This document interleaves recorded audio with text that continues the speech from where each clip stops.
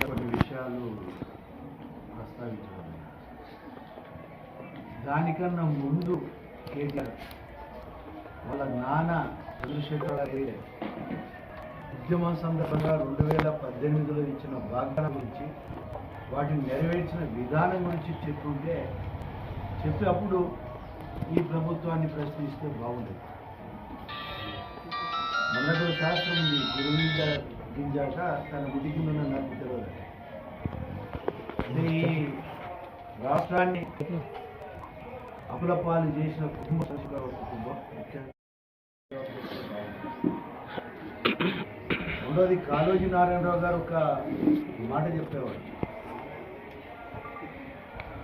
ఈ ప్రాంతానికి ద్రోహం చేస్తే బయటోడైతే పొలిమేరును దాటి అన్ని కొట్టండి అనేవాడు. పాతాళములు తొక్కేయాలని చెప్పడం జరిగింది.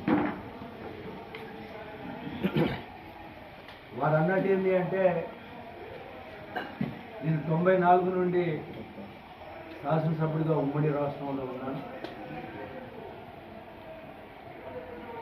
ఆ రోజు ఏదో ఆంధ్ర నాయకత్వం మోసం చేస్తుంది, ద్రోహం చేస్తుంది అని అన్నారు. పబ్లిక్ ఒక మూడ్లో ఉన్నారు. మాలాంటి వాళ్ళు కూడా నేను తెలంగాణ రాష్ట్ర ఏర్పాటు నుంచి మామూలుగా ఉద్దేశం. ఆల్ పార్టీస్ మీటింగ్ చిదంబరం దగ్గర పోయినప్పుడు కూడా తెలంగాణ ఆంధ్ర నాయకత్వం ఇది చారిత్రక వాస్తవం. తన మాటగారితనంతో ప్రజల్ని మోసపుచ్చడం అనేది బెండతో పెట్టింది.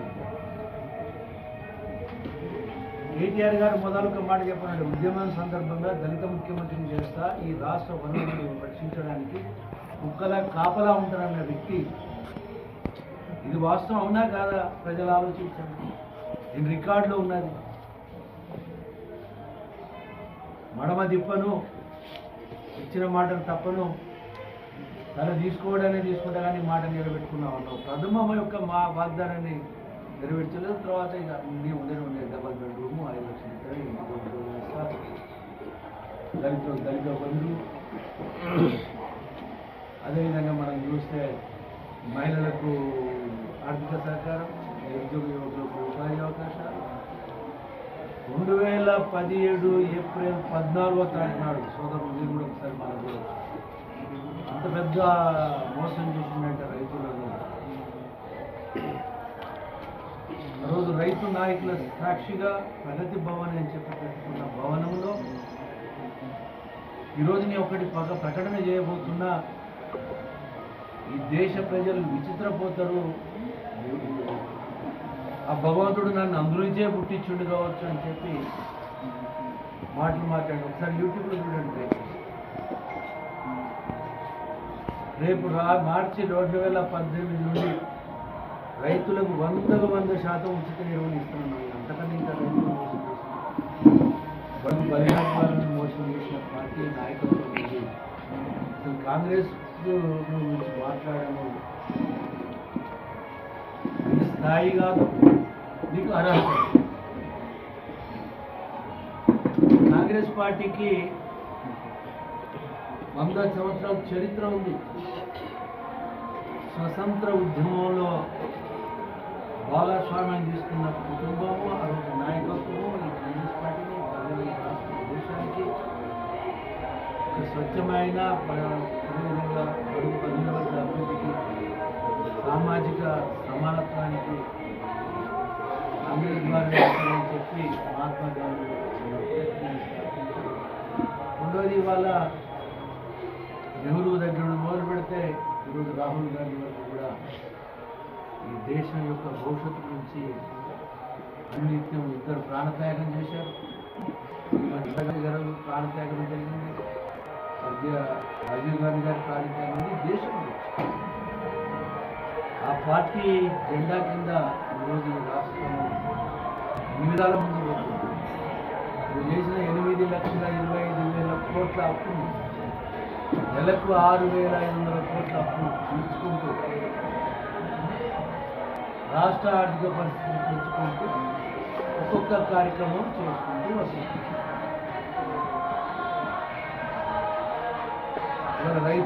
రుణమాఫీ కానీ,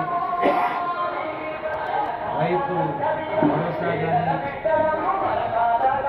వడ్లకు 500 రూపాయల బోనస్ కానీ, సన్నవాళ్ళకి 500 రూపాయల బోనస్ కానీ, ఇంద్రమ్మ ఇళ్ళ ప్రారంభం కానీ, అదేవిధంగా ఇప్పటికీ 60,000 పైన ఉద్యోగాల నియామకం కానీ, గరీబ్ వాళ్ళకు రాజ్యరేఖ దిగువ కిందుకున్న వాళ్లకు సన్న బియ్యం కానీ, నీ బతుకు అసలు నువ్వు ఉద్యమ సందర్భంగా నా మనవడు ఏ స్కూల్లో చదువుతాడో నీ పిల్లలు ఆ స్కూల్లో చదివాడు, నా మనవడు ఏ తిండి తింటాడో మీరు ఆ తిండి తింటారు అన్నారు. కనీసం ఈ దేశకు పౌరులుగా తీర్చిదిద్దవలసిన వ్యక్తులకు సరిగ్గా తిండి కూడా పెట్టండి గౌరవమైన ప్రభుత్వం. 4% డైట్ ఛార్జెస్ పెంచాం, 200% కాస్మెటిక్ ఛార్జెస్ పెంచినాము. రెండోది నువ్వు కోళ్ళ షెడ్లలో, అదేవిధంగా నడవలే ఇంజనీరింగ్ కాలేజ్ బిల్డింగ్లలో వాటిలలో వాళ్ళకి కిరాయిలు ఇచ్చి నడుపుతున్నావు. వాళ్ళ కేజీ టు పీజీ ఉచిత విద్య అన్నావు, కానీ నువ్వు చేసిన నిర్వాహకం ఏంటి మీరు ఒకసారి. కానీ ఇవాళ ఈ ప్రభుత్వము జాతీయ స్థాయి కూడా పోటీ పడే విధంగా young India integrated residential schools ప్రతి నియోజకవర్గంలో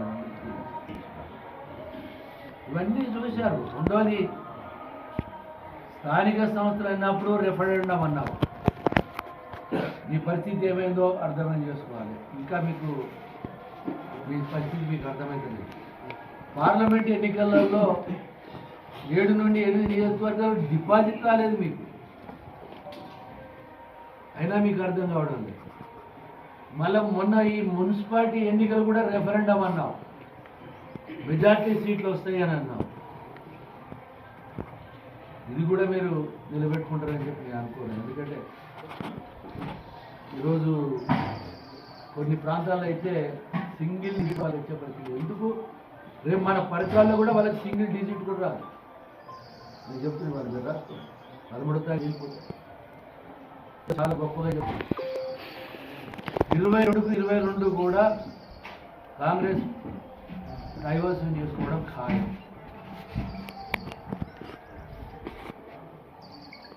1, 2 కొంచెం దగ్గరలో ఉన్నాయి, వాటిని కూడా ఫాలోఅప్ చేస్తున్నాం. 1, 2 కూడా 100% గెలిపించుకున్నాం. నాకేమన్నమాట అంత దుర్మార్గం. రెండోది ధర్మరాజు లాంటి ధర్మారెడ్డి అట. ఎందుకే చరిత్రను కూడా వక్ర భాషని చెప్తావు. అసలు ధర్మారెడ్డి అంత అధర్మ వ్యక్తి ఉన్నారా? చంద్రగిరి గుట్టాలలో 2 ఎకరాలు 3 ఎకరాల వాళ్ళను 3 లక్షలకు 2 ఎకరాలు 2 లక్షలకు కొనుగోలు చేసి, మోర్ దెన్ 150 ఎకరాల పైన కొనుగోలు చేసి, ప్రజల సొమ్ముతోటి రోడ్ వేసి 50 లక్షలకు అమ్ముకున్న దుర్మార్గుడైన వ్యక్తిని పట్టుకొని ధర్మరాజు అంటాడు ధర్మారెడ్డి అంటే ఇది ఎక్కడి న్యాయమే బాబు? చాలా పాపం తగ్గుతుంది కేటీఆర్ నీకు. రైతుల కడుపు కొట్టిందయ్యా.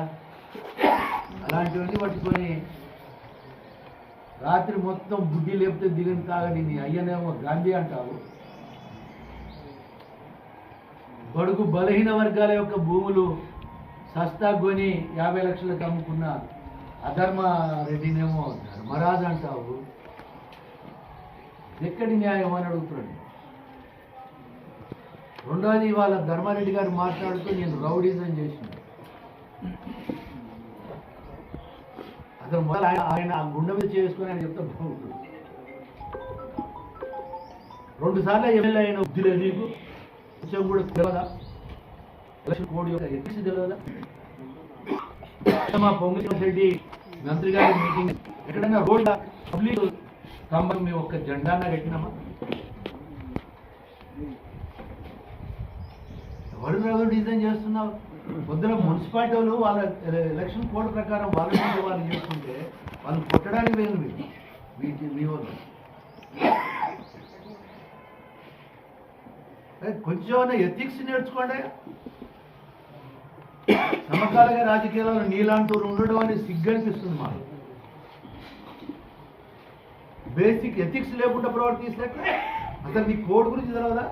అసలు నువ్వు అది కూడా రానివట్టి అడిగినా చెప్తాడు. ఎలక్షన్ కోడ్ అప్పుడు పబ్లిక్ ప్రాపర్టీస్ జీవితంలో నన్ను కనీసం ఎవరు అడిగి తెలియదు. మేము ఒక ఎథిక్స్ తోటి పాలిటిక్స్ చేస్తున్నాం, నీలా కాదు. ఇవాళ నిజంగా కమిషనర్కు ఫోన్ చేసి తహసీల్దార్కి ఫోన్ చేసి వాళ్ళని దబాయిస్తున్నాడు. ఇది ఎక్కడ రౌడీజం అండి? ఈ గవర్నమెంట్ రౌడీజం భరించవద్దండి. నిర్దాక్షిణ్యంగా దొక్కేస్తారు ఈ ప్రభుత్వం రౌడీజాన్ని. సమస్య లేదు. ఇది ప్రజా ప్రభుత్వం. అంతేగా అనైతికంగా ప్రవర్తించింది మీరు, ఎలక్షన్ కోడ్ను ఉల్లంఘించింది మీరు. కనీసం సిగ్గుపడకుండా మళ్ళా నన్ను రౌడీ అనడం ఏంటండి బాబోయ్.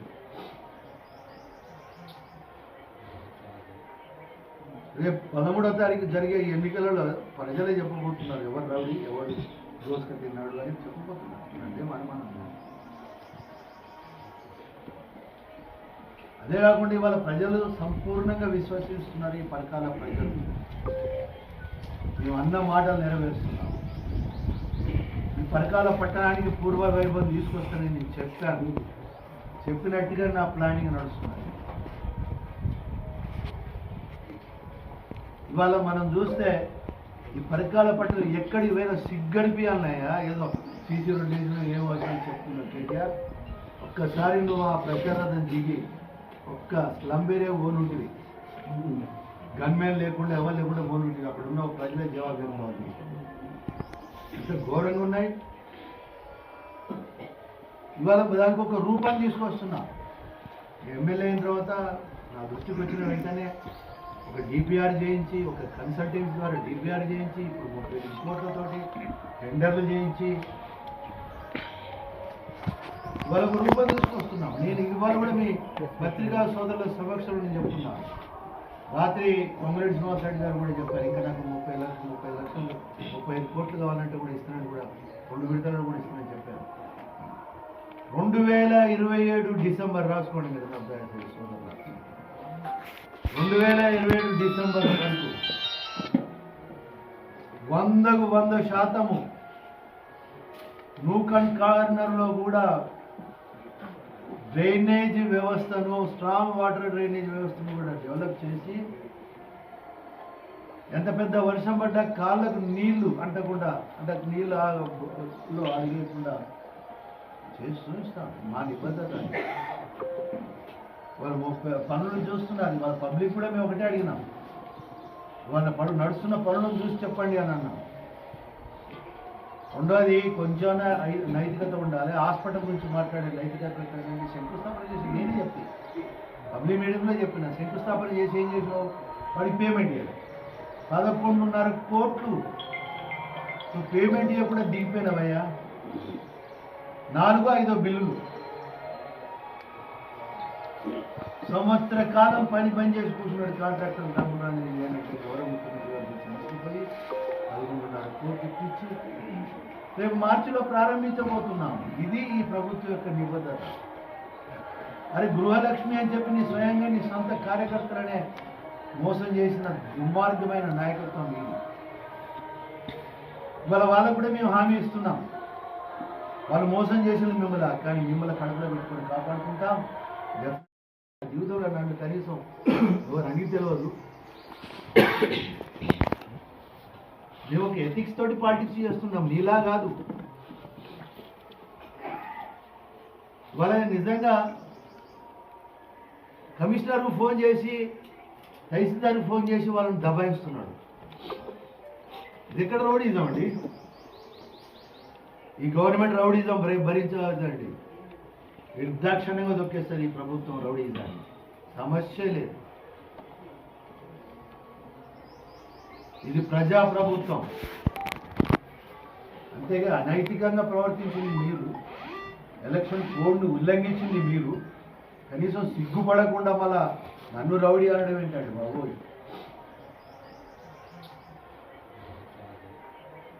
రేపు 13వ తారీఖు జరిగే ఎన్నికలలో ప్రజలే చెప్పబోతున్నారు ఎవరు రౌడీ, ఎవరు రోజుక తిన్నాడు అని చెప్పబోతున్నాడు. అంటే మనం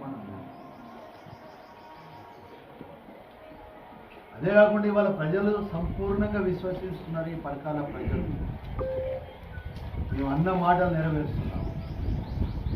ఈ పరకాల పట్టణానికి పూర్వ వైభవం తీసుకొస్తానని నేను చెప్పాను. చెప్పినట్టుగా నా ప్లానింగ్ నడుస్తున్నది.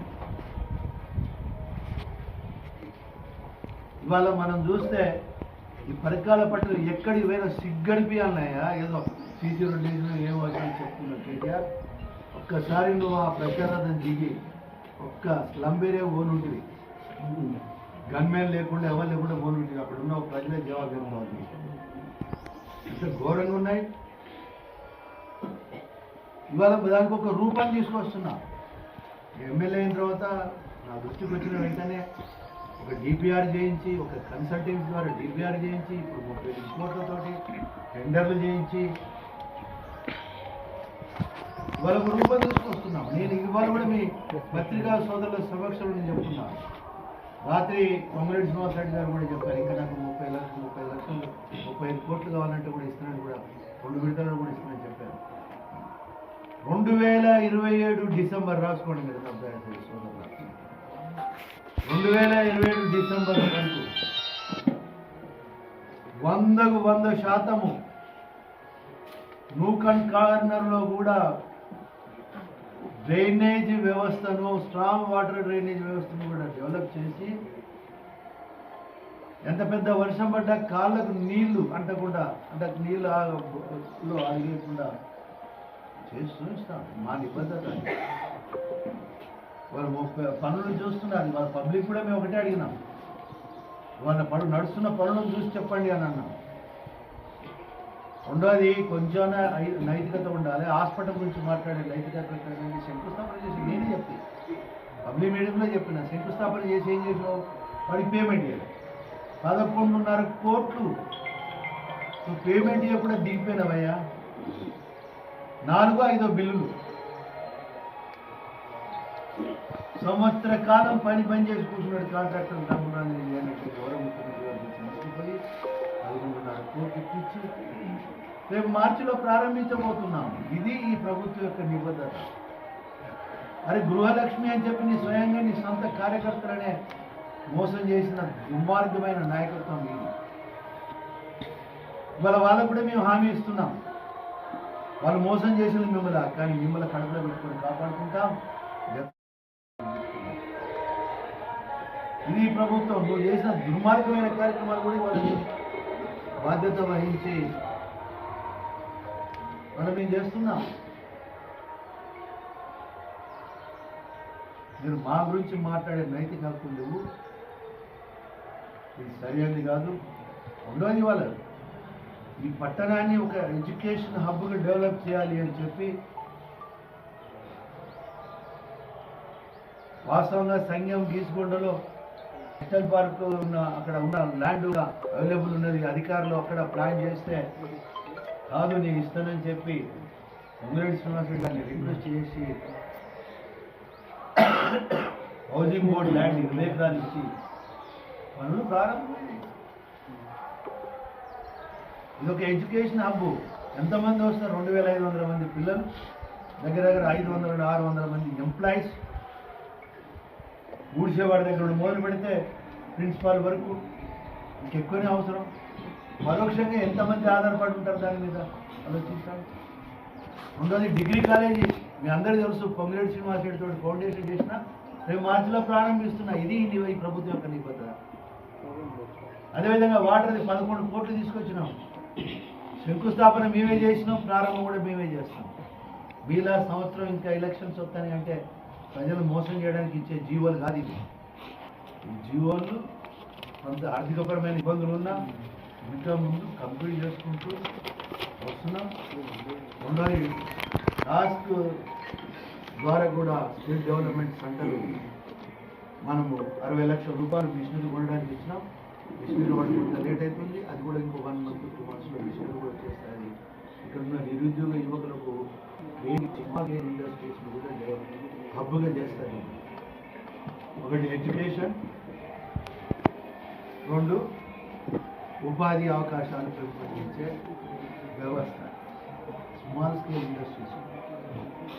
ఈరోజు ఇవాళ నేను రాష్ట్రంలోనే బట్టి విక్రమార్క గారి కాన్స్టిట్యూన్సీ మధురలో ఒకటి అయితే మహిళలతోటి ఇవాళ ఇక్కడ నేను 32 కోట్లతో గ్రామంలో ఇప్పటికే 10,000 మంది సోదరి మనులు 1000 రూపీస్ తోటి మూలధనంతో ప్రారంభమవుతుంది. ప్రభుత్వ పరంగా ఒక్కొక్క సోదరి మనకి 15,000 రూపాయలు మ్యాచింగ్ గ్రాంట్ కింద ఇస్తున్నారు.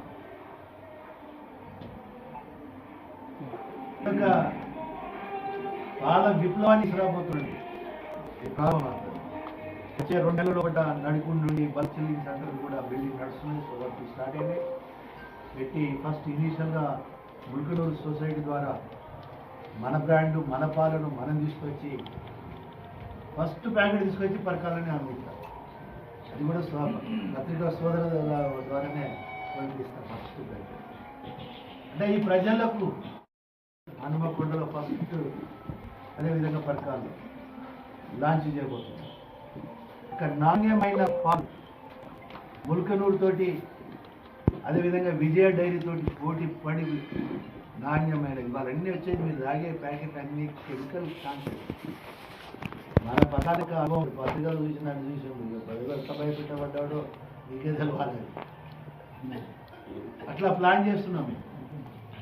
అంతేగా మీలాగా టెండర్ల గురించి మీ చల్ల కన్స్ట్రక్షన్ మీద తీసుకొని ఇల్లు కూడా కొట్టి రోడ్లు వేసుకొని డబ్బులు సంపాదించడం కాదు.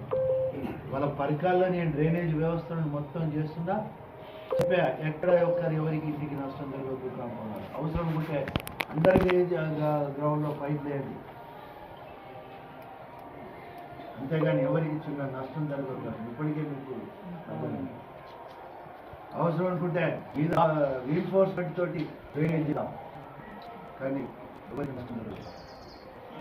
ఇది ప్రభుత్వం ఈ నిబద్ధత మరి పెద్దలు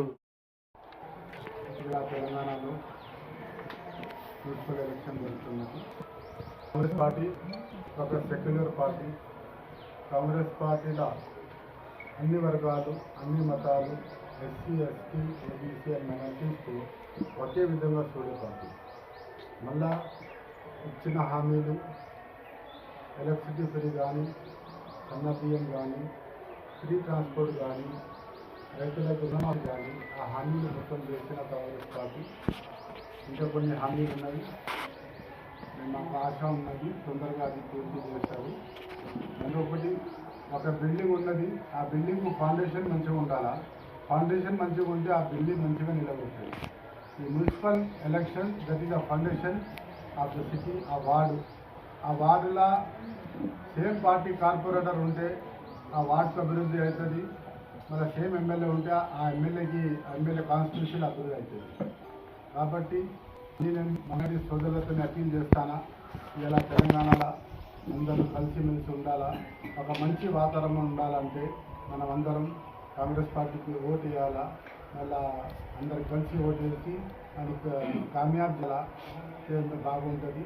వచ్చే సమయంలో కూడా కాంగ్రెస్ పార్టీ అన్ని వర్గాలతో ఉన్నది. మళ్ళీ మాకు ఆశ ఉంది. ఒక సీనియర్ నాయకు ఇక్కడ పరకాల అనుభవం ఉన్న నాయకు దేవిని ప్రకాష్ రెడ్డి గారు ఉన్నారు. ఆయనతో కూడా ఆయన సర్వీస్కి ఉపయోగం తీసుకోవాలా. అందరూ దాపపడాలని మాకు కోరిక ఉంది. మళ్ళీ ఇంకొకసారి అందరూ కాంగ్రెస్ పార్టీ ఓటు చేసి గెలిపించాలని. సీతారాంపురంలో వాటర్ ట్యాంక్ అసలు వాళ్ళు చేశారు. అంటే నువ్వు శంకుస్థాపన చేయలేదని అంటే నేను మీటింగ్లో చెప్పాను. శంకుస్థాపన చేసినావు, పైసలు లేకుండా వదిలిపెట్టినావు.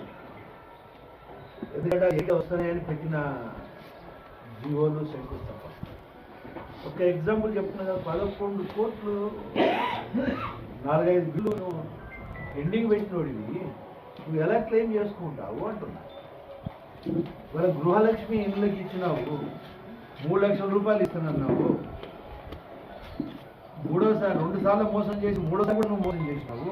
వాటికి ఇప్పుడు మేము డబ్బులు ఇవ్వబోతున్నాం. అది కూడా నేనే సాయం చేసినట్టే తిరిగి చెప్పాను. నేను అభివృద్ధి చెప్పా, శంకుస్థాపన చేస్తాం, ప్రారంభోత్సవాలు చేస్తాం, కాంట్రాక్టర్ చెల్లిస్తాం.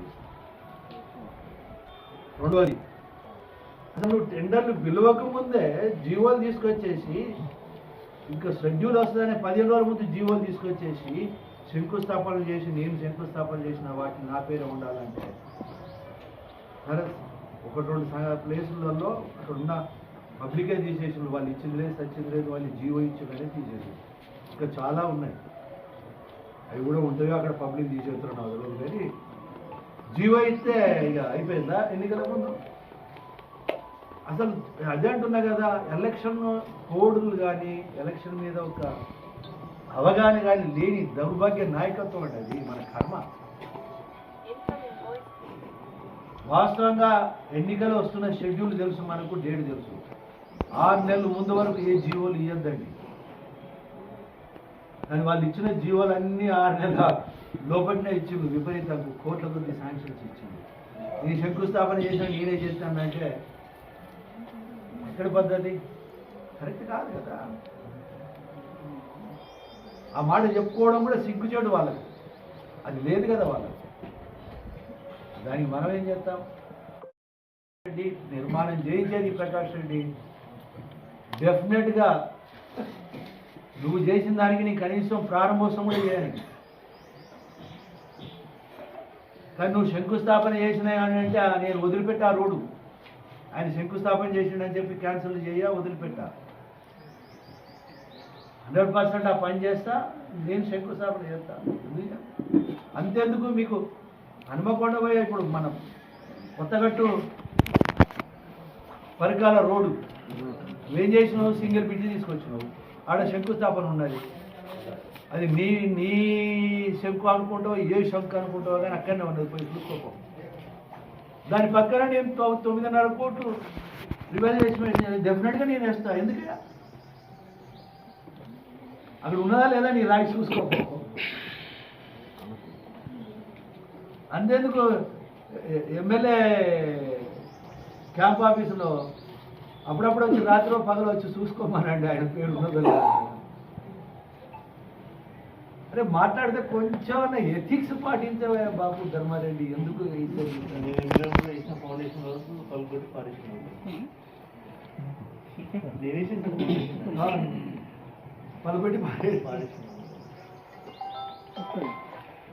నుంచి టెండర్లు అయిన పనులు ప్రారంభం సరిపోతాయి నువ్వు అన్నావు కానీ ఒకటి సమబుద్ధితోటి పెడతామా అడిగి మొత్తం నాలెడ్జ్ లేనోడన్నా పెట్టవచ్చు తెలుగు అందుతోడన్నా పెట్టవచ్చు ఇటు కానీ అటు కానీ నాలెడ్జ్ తోటి నేనెందుకు చేస్తాను ఇట్స్ ఎవిడెన్సెస్ మీరే సాక్ష్యం వాళ్ళ డ్రింకింగ్ వాటర్ ప్లాంట్ కానీ రాజీవ్ ఇప్పుడు యంగ్ ఇండియా అది పనులు కూడా నడుస్తాడని కూడా అట్లా మాట్లాడుతాడంటే దాన్ని మీరు ప్రశ్న రూపంలో అడగడం అనేది ఒకటి నాకు అడ్వాంటేజ్ నేను కాదంటే మేము అడిగాం సార్ అది ఫౌండేషన్ పొంగురెడ్డి శ్రీనివాసుడితో వాళ్ళు పేమెంట్ ఇచ్చేది నేనే కదా నేను ఇంతకుముందు చెప్పా నువ్వు శంకుస్థాపన ఎవడికో పుట్టిన బిడ్డను సంఖ్యలు ఎత్తుకొని బుద్ధి తీసుకురాలో నీకున్నది నేను కష్టపడి తీసుకొచ్చి డబ్బులు తీసుకొచ్చి పని చేసింది అదే చెప్తాను నీకు నాకు అదే తేడా అనడానికైనా కొంచెం ఎథిక్స్ ఉండాలి నాకు ఎవరు అక్కర్లేదు మీరే నాకు ఎవిడెన్స్ చేసినవన్నీ మీ సమక్షంలో చెప్తాను చేయడానికి లిమిట్లు వేస్తాను పట్టుకుంటారు వదిలిపెట్టండి ఒక్కొక్కసారి తీసుకొచ్చేసి ఏదో ఇప్పుడు అది ఇప్పుడు ఆనందించడం కాదు గత 7-8 సంవత్సరాలు నువ్వు అంటనే ఉన్నావు ఇంటనే ఉన్నారు అరే అంతేందుకే ఎంత సిగ్గుమాలిన పని చేసిన భార్య భర్తల చేత సంభాషణ కూడా ఇది ఫోన్ ట్యాపింగ్ చేసింది వ్యాపారస్తులు చూసుకుంటూ పైసల మూమెంట్ చూసి పైసలు దోసుకొచ్చినారు నీ అల్లుడిది వాళ్ళే చెప్పింది కదా హరీష్ రావు ఫోన్ కూడా ట్యాప్ చేసినావు రెండోది నీ బిడ్డ అంటాంది ఆమె భర్తది ఆమె ఫోన్ ట్యాపింగ్ చేసిన అనేది అందులోంచి కొన్నిటికి మేము ఎక్కువ డిస్కషన్ పెంచాం ఎందుకంటే వాళ్ళ మెదడు వాడికి ఏంటంటే ఆ భగవంతుడు కూడా ఇప్పుడు ఆ బ్రహ్మ కూడా చింతిస్తాడు ఎట్లా ఏ మూడ్లో ఉండి ఈ దుర్మార్గుల యొక్క నొసట్లో రాసిందో నాకు అర్థమవుతలేదు కానీ వీళ్ళంత ప్రపంచంలో వీళ్ళంతా బ్రోకర్ మాటలు ఫోకస్ మాటలు మాట్లాడలేదు నీ బిడ్డకు జవాబు చెప్పవా నీ బిడ్డే అది రెండోది ఒక సిట్టిని వేయండి నేను వచ్చి సాక్ష్యాలతో సహా నిరూపిస్తానన్నదయ్యా. వాళ్ళ మాటలు మీరు నన్ను అడిగితే